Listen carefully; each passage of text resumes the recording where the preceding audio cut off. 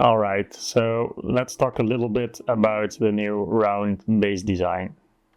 Because the new design, in opposed to the square vortex, rectangular or square grid design, this came with its own challenges as well.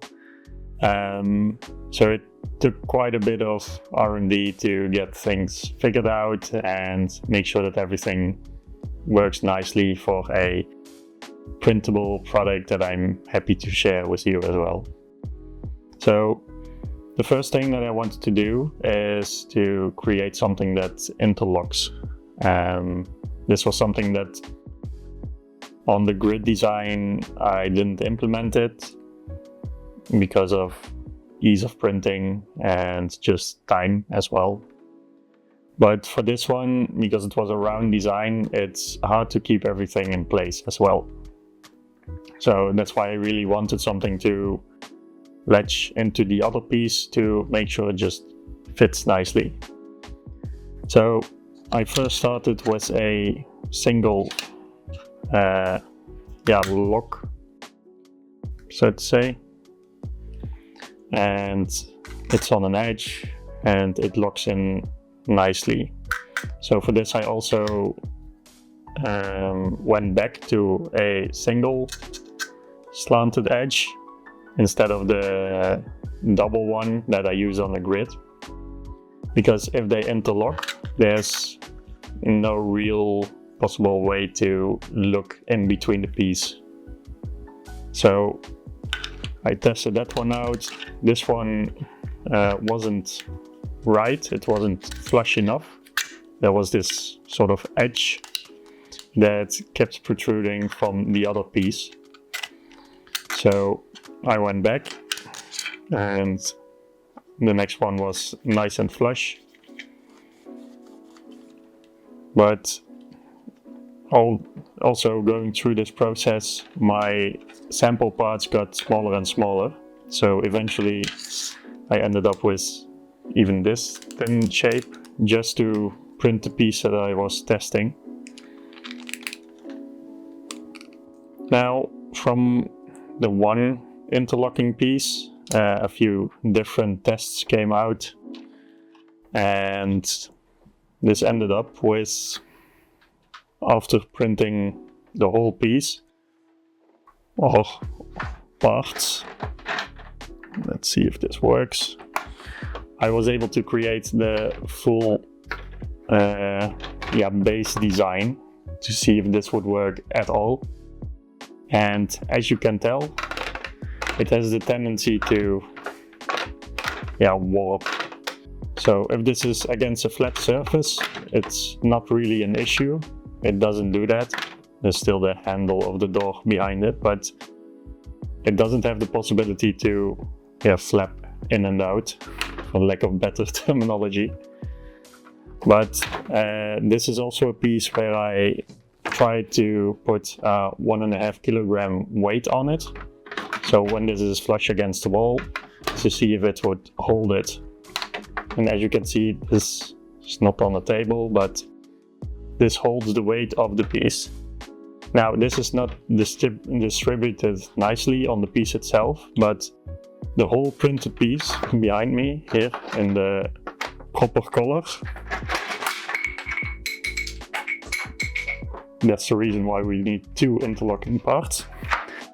But the whole piece in itself, when printed, will weigh about 1.5 kilograms. So 1.5 rolls of filament as well. So I started designing two interlocking pieces. And that's where this one first came out. And on this one I forgot something, so they don't interlock. And I found that out luckily with some nice prototype pieces. Then I did it properly, and now we have a nice flush base with two pieces that fit together tightly. So if we compare that to these, for example,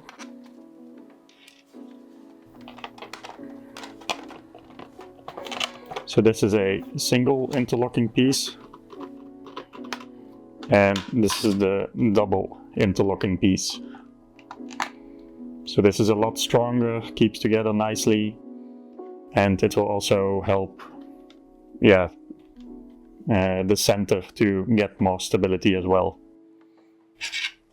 And I also changed the way I did the bottom side, as we have these ridges that provide stability as well.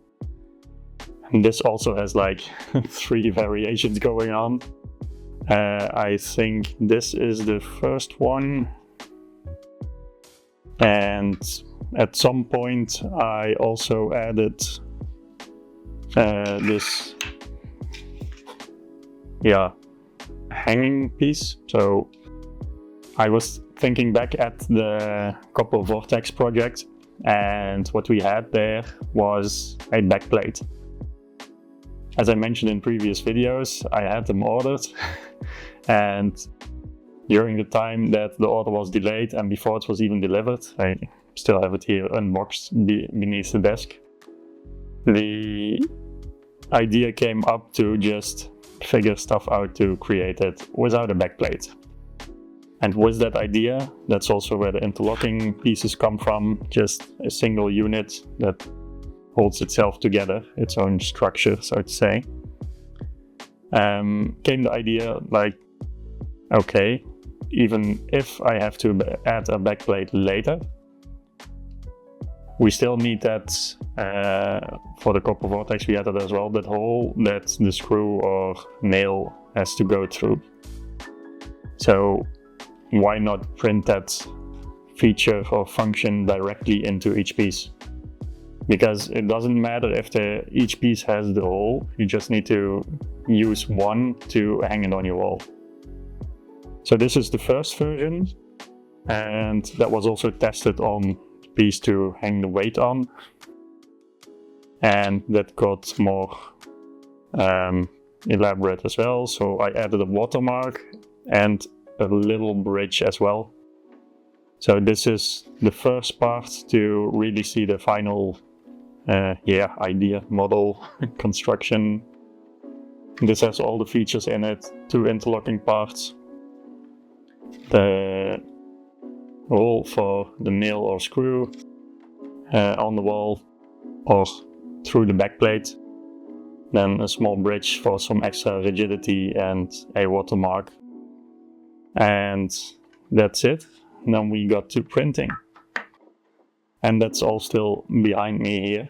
But I wanted to give you a little insight of the whole research process and all the features that have been added and tested out in the meanwhile. The only thing that I really have to test is to put the final piece all together and hang it on the wall to see if it really supports its own weight. And the only thing that I can think of as a point of failure is how long will this hold up holding the 1.5 kilograms on the wall. But I don't think that will be an issue, but we'll see.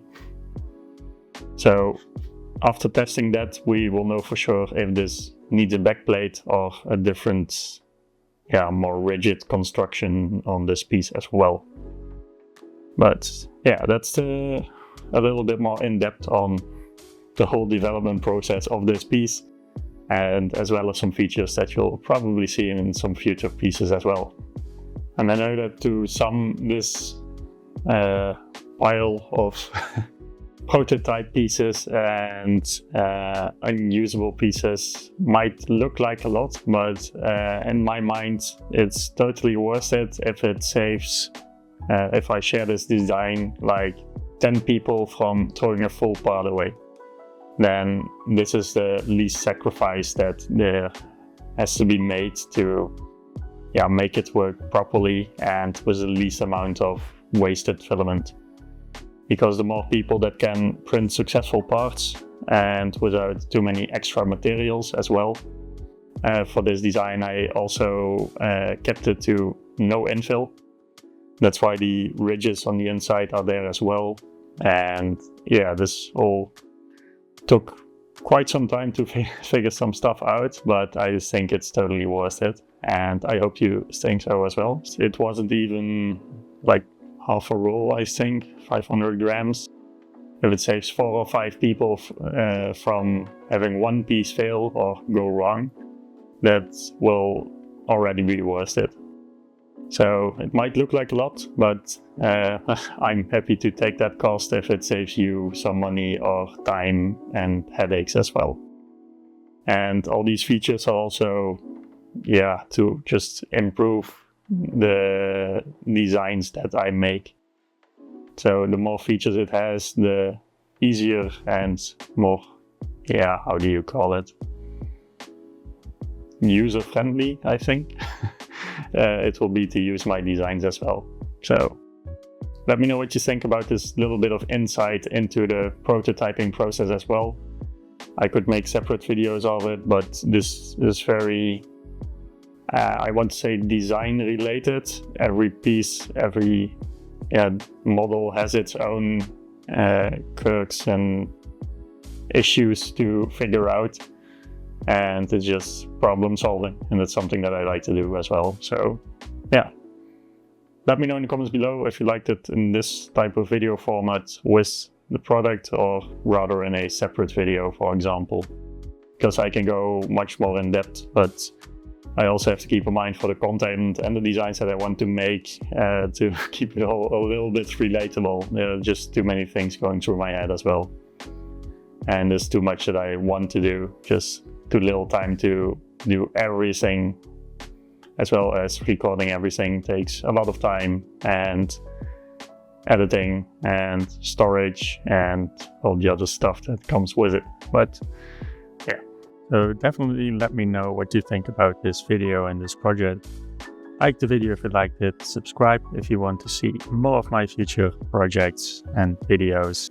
Thank you very much for watching, and I hope to see you in the next one.